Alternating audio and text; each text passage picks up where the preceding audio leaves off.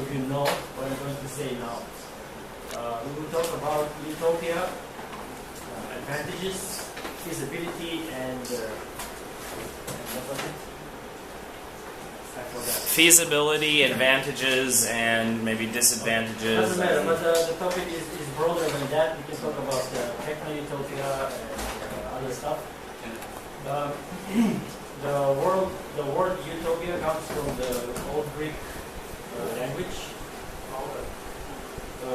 and it's consisted of two words, U or O, U, which means no, and topos, which means the place, so literally means no place. And the first who invented this word was Thomas More in his book in 1516 called Utopia, where he described a place in the Atlantic, an island in the Atlantic Ocean, which was a perfect society for people to live. And then there was also another famous Utopian writer, Tommaso Campanella, who also in 1602 wrote his book, The City of God. These books are similar, and they're explaining the ideal state or the perfect society. Utopia means, as I now mentioned, it originally means the ideal state or perfect society. Although today there is another meaning. Utopia means that something is not possible to do, a society that is not possible to make. As early as ancient times, Plato was one of the first who proposed an ideal state. And in his book, The Republic, he gave an idea about the state, and he was even once closer to make. He found a sponsor, a king, who was willing to make this, but then at the end of their relationship went bad, so it never happened, so it stayed only as a utopia. Anyway, Utopia is a concept of a lot of political philosophers, novel writers, movie makers, and so on and so on. So I think I can stop here and we can talk about whether Utopia or whether an ideal state or perfect society is possible and what are the advantages. Before that, I would like to mention, to pose some questions, what can be the conditions for doing a perfect society? Let's say, for example, how about the human ego? What do humans need to do with their ego? Or what do they need to do with their desires? Or what do they need to do with their economy, government, and so on and so on? So I will stop here and let's start the debate. Okay, who'd like to start? Go ahead. So how do we define utopia? No camera. How do you no camera. How do you define utopia? Well, I was asking you guys. I mean, it would have to involve equal distribution of resources, or at least equitable to some extent, where there's not people living in, poor, destitute conditions. That would be one, right? Maybe maximizing our technology to the highest benefit, although having a defined benefit. It was really a question for you guys. I didn't purport to answer. Okay, well, I'll start. I define utopia as a place where pain is reduced to a minimum. Maybe people have the maximum amount of time or the amount of time that they would want to have for pursuing their dreams and goals. Yeah, that's my basic definition. Who else wants to talk? Well, the situation you described, Ethan, is perhaps not very far from how humans have lived for most of our time on this planet. Right. So now, of course, there's a much disagreement and debate about what the Paleolithic was actually like. But when you're dealing with hunter-gatherer societies, where you can't keep wealth for long periods of time, it's likely that people share that wealth equally among the community. Some anthropologists or historians have talked about the Ice Age as a post-scarcity period in which there was not scarcity. What you needed was right there in the forests and the herds of the animals you hunted. in that sense that these questions where we're dealing with economics, how do we distribute scarce resources? How do we make sure everyone has what they need? Is quite recent in human history. And I think that's one thing I'd like to start off with, throwing out there. In a sense, we've gone backward from utopia, and now we're seeking to find a return to that, a return to where we have been for most of our history. And what do you think is the best way to return there? Well, I'm not a primitivist, so I'm kind of on your side that we need to use technology here. There's simply too many people on the planet for us to kind of return to the Paleolithic way of living. But I think whatever we turn to, it must be human scaled. Most images we have of utopia, and I don't think this is the case with Thomas More actually, but I think with most images we might have of utopia, we tend to get these superhuman scale institutions. I guess one example of this might be the eco-city. The eco-city is often dreamed up as kind of this well-planned, well-organized, managed bureaucratic state in which resources are managed so perfectly that there's not an impact on the environment. Now, I don't see how we get to something like that without a state, without massive bureaucracy, planning. In fact, I actually have an example of this. There's a scholar, what's his name? I have it here. Richard Register, who actually wrote a book called Eco-Cities, and he dreamed up this. And he actually talks about an ecological general plan. Now, to me, this is very suspiciously sounding like Stalin's 5-year plans. That's why I brought it up. And that's what I worry about. Sometimes these utopian dreams seem to lead us away from freedom rather than towards them. Right, it's hard to know. I think we need to have this, I think things at the human scale, technology I can manage. I'm a historian, I'm not a computer programmer. I need technology that I can manage and I can understand. And therefore my vote matters when I express my desire about whether we implement some technology in our society. Things have to be at a human scale. Is it possible that utopia is different for everyone, so that even if there were these eco-cities, that somebody might say, hey, this isn't my idea of utopia, just like you said that the top 1% of the top 1% might already feel like they're in utopia. And well, I think that's true. Yeah. Go ahead. Well, just a very quick point that I think that utopia, as wonderful as it is, there will necessarily be a really sharp, really heavily enforced rule, some red line that's like it will be meant. Well, yeah, right now like the 1% they have for utopia, but you have like the utopia for 99% of humanity, but there's obviously some people who just won't fit in the plans by choice or by. Admittedly, we would agree that for utopia, we do need to if not get rid of, at least minimize all those stupid ignorant people in the world that are around that. But I'm saying, planning a utopia, there are going to be some serious, there are going to be a few restrictions, like we can't do this at all, or else.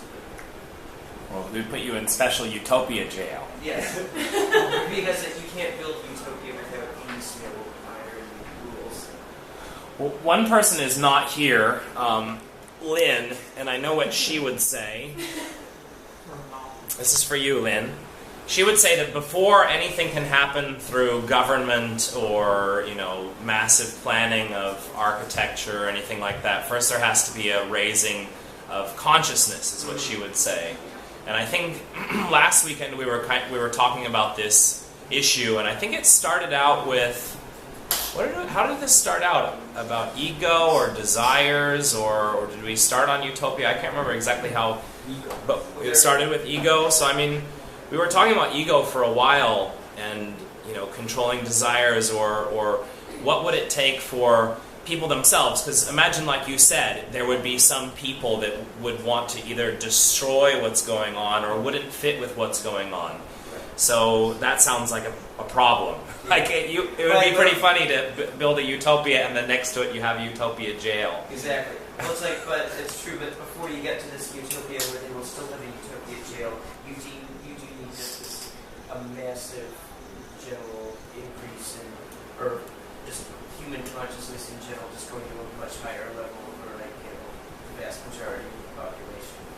I agree, but how do we define higher level? So that's the thing that that's the major flaw in this kind of thinking. Like, I totally agree, I'm totally on board with Utopia, let's do it. The only thing is, like, we can't separate people and say, like, you people have the wrong idea of what it is. So we have to identify first the issue, and then we have to work from there. The issue is collectivizing power too strongly, isn't it? Isn't that where it comes from, when there's institutions or structures that impose their power on vast numbers of people?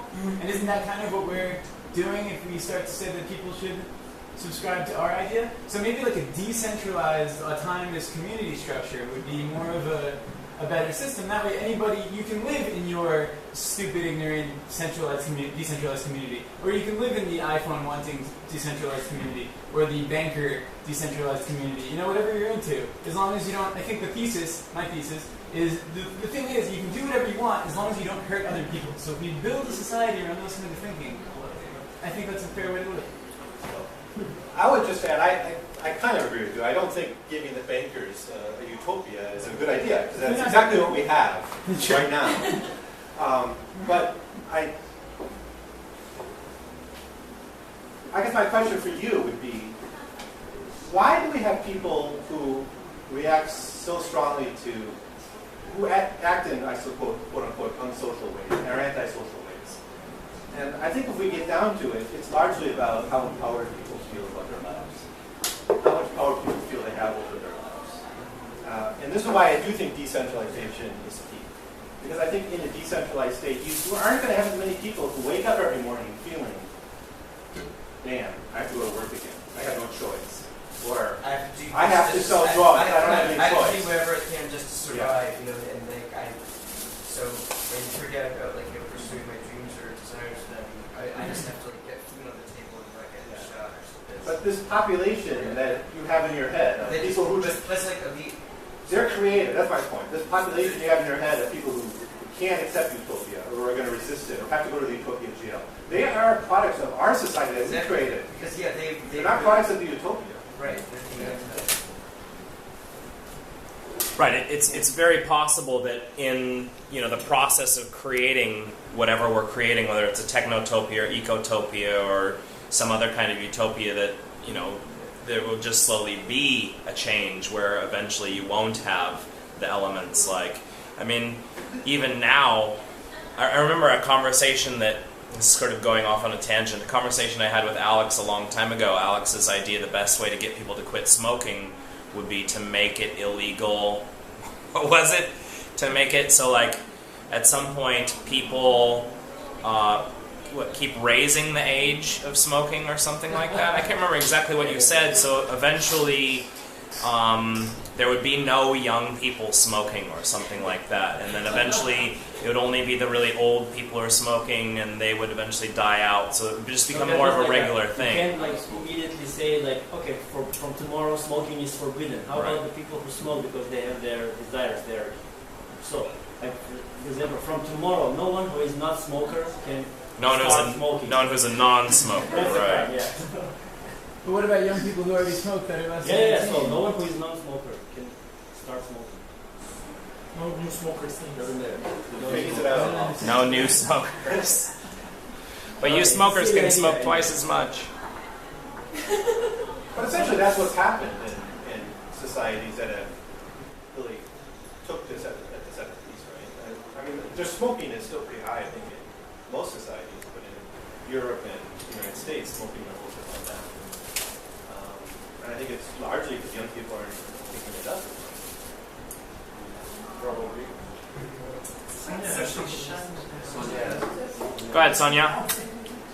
I have a feeling that there is this sentiment of kind of like you're forced into utopia, like you're always trying to find arguments why we shouldn't have utopia. Like my understanding is that people who willingly join that system It won't be like enforced, because otherwise it's not. I mean, we are hoping like, okay, we say that Utopia would be a society which would be kind of like better than what we have. I believe that that would develop along the way of democracy. It won't emerge from like a dictatorship, you know. So that's one point that, you know, it could be a system that people choose to join. And another thing is like it doesn't have to be like so bureaucratic. And it, I mean, I think you presented it more like, okay, you made reference to spying, right? So it's not like, okay, you're going to be spied and you're going to be checked at home whether you like comply to the rules of the Utopia. Are you in the jacuzzi? Are you in the jacuzzi? Are you enjoying the jacuzzi? You know, is everything organic in your refrigerator? You know, like, I think it could be, well, not easily, of course, but could be done through legislating, right? So let's say laws that would maybe, okay, prevent corporations from like gaining power over like the society and stuff, because, you know, look at the situation now. We think that like some societies in the world have already, you know, come to a stage where it's like kind of like free economy and stuff, but then we are facing a new problem that like power gets concentrated into corporations, right? And corporations are profit driven. So, you know, well, I'm not like, you know, utopian, but yeah, I believe that it doesn't have to be repressive system to work.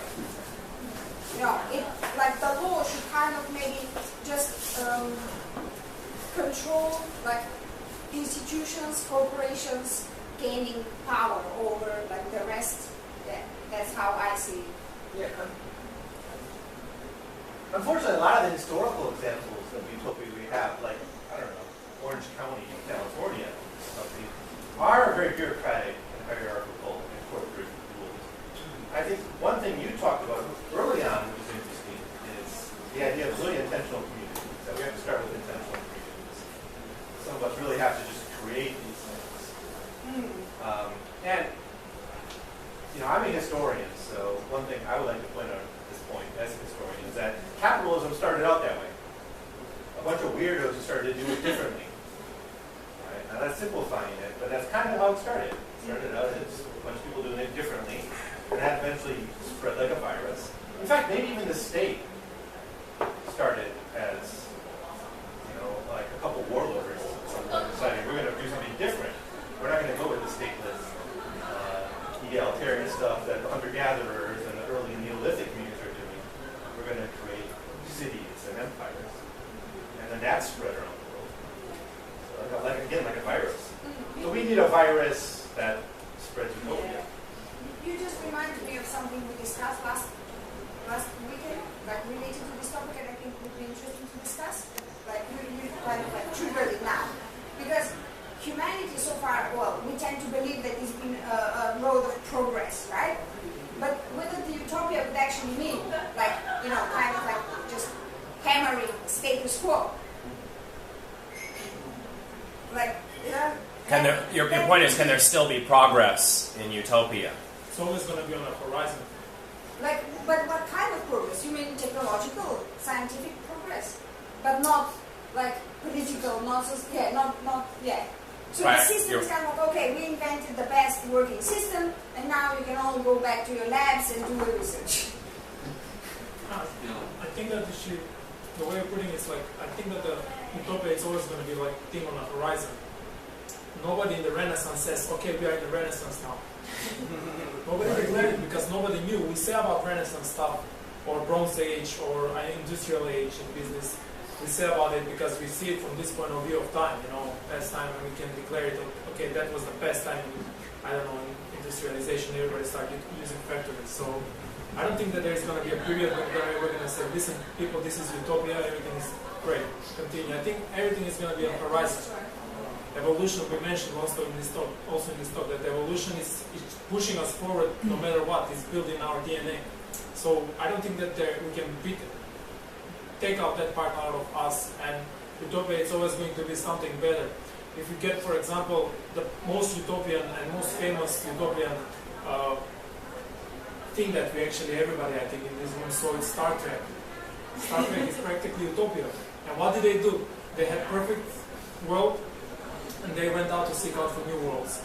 So I think there is going to be, and then trouble happened, Klingonians came and stuff like that. So there is always going to be something that is going to push us to do better than what we have in that moment. Although for now, from this point of view, it's going to be Utopia, because people are not going to die in Africa are not going to die from a bite of a mosquito or AIDS so much, something like that. So, but I want to turn this conversation to something else. I think that everybody's going in like, okay, if there is Utopia, it's going to be something else, or something like these societies have to be imposed to us. I don't think, and who is going to impose that thing? Politicians or something like that? I think that it's just going to happen by some kind of osmosis between people and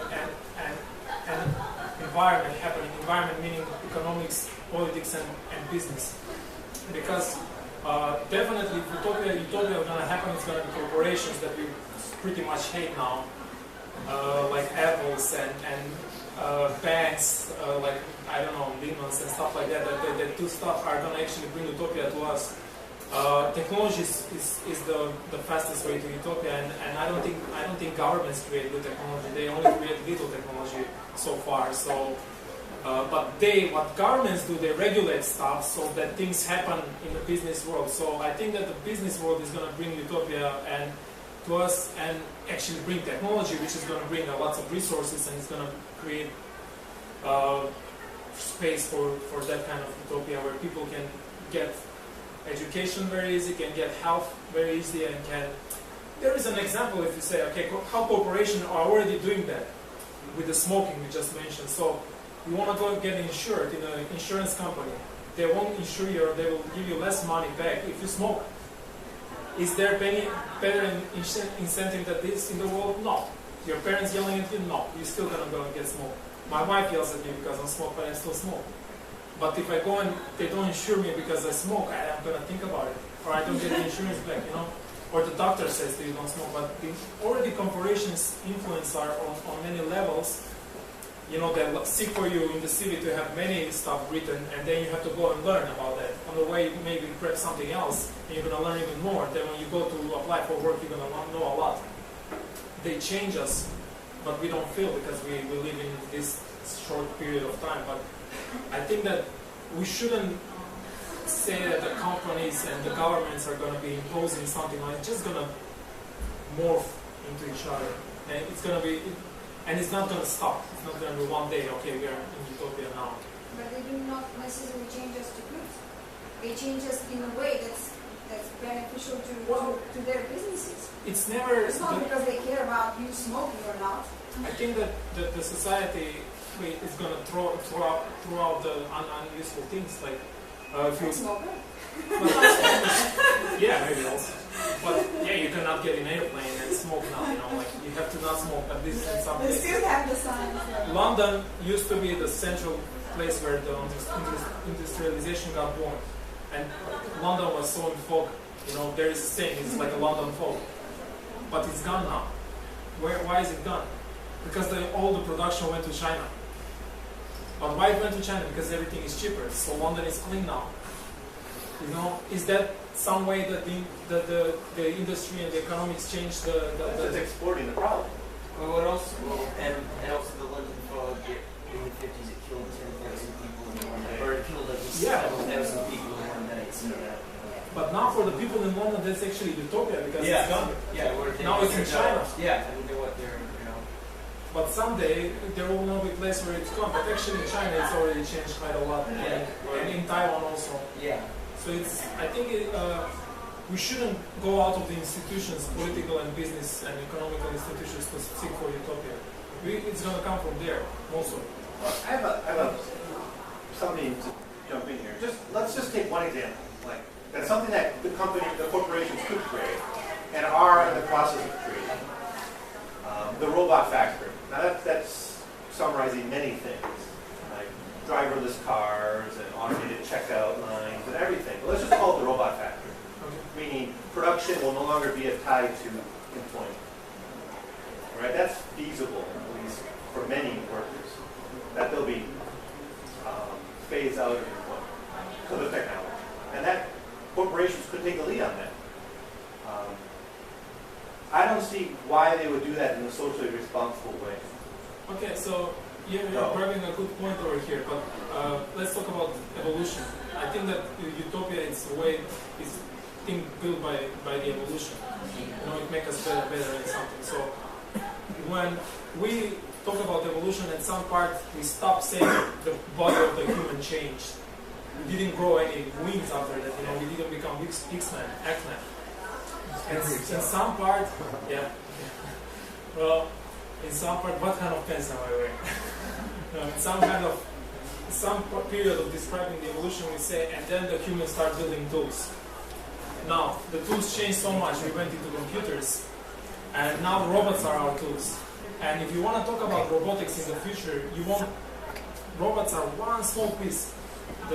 How technology is going to change our evolution, and it's going to bring this utopia is by technology environment. And it's first step of, I'm going to describe it, the first step of that in technology environment. It's going to be, everything is going to be controlled by technology. So you get in your apartment, he sees, okay, you're a little bit, body temperature very warm, it makes your room colder, get ready the lunch for you, stuff like that, you know. So, and then you go out and you don't have to click on the MRT because the environment around you knows that you are there and you paid for the MRT and stuff like that. So the robots are very, very rude, involved technology that we have. Robots are replacement to what we do, are not our upgrade. No, I'm totally pro-robot. If I get the suggestion I'm not pro-robot, that was wrong. I'm pro-robot. I think get rid of the coal miners, get rid of the doctors, get rid of all this horrible work we have to do, and replace it with robots. So but if the corporations are leading that, what it's going to create is massive unemployment, massive slums, and a few gated communities of those who control the technology. But if we control how that technology is used, we can use it to liberate us. That is my difference. Well, the point is that that's my entire thought. But if you don't have robots, then you won't have safe streets. Yeah, I'm pro-robot. So the point is, like, we have to find a way for the guys that went without work, but we cannot say, okay, robots are guilty. So let's, for example, take Japan. Everybody says, not everybody, but some of them think that because robots came in Japan, there is unemployment now, and there is everything is expensive and stuff like that. But is that true? Yeah, it might be the truth. Yeah. Well, let's go over here for a second. Let me interject. I didn't know to start. Okay, about the robots. Just like when cars replaced horses, it would naturally led to something better. It used to be that there were a lot of physical laborers. Now we have machines which replace those people and free people up for intellectual pursuits. Technology has the opportunity to free up intellectual pursuits for other things. As she mentioned before, she said before, we can all go back to our labs in this utopia. For example, research is one thing that people could do. You could also pursue the arts. Anything that a computer can do can take us to the next level. However, we're distracting ourselves from the main point, which I think is how this conversation right now. It's about the difference between policy and personal. Like, is it a personal issue or a policy issue? That's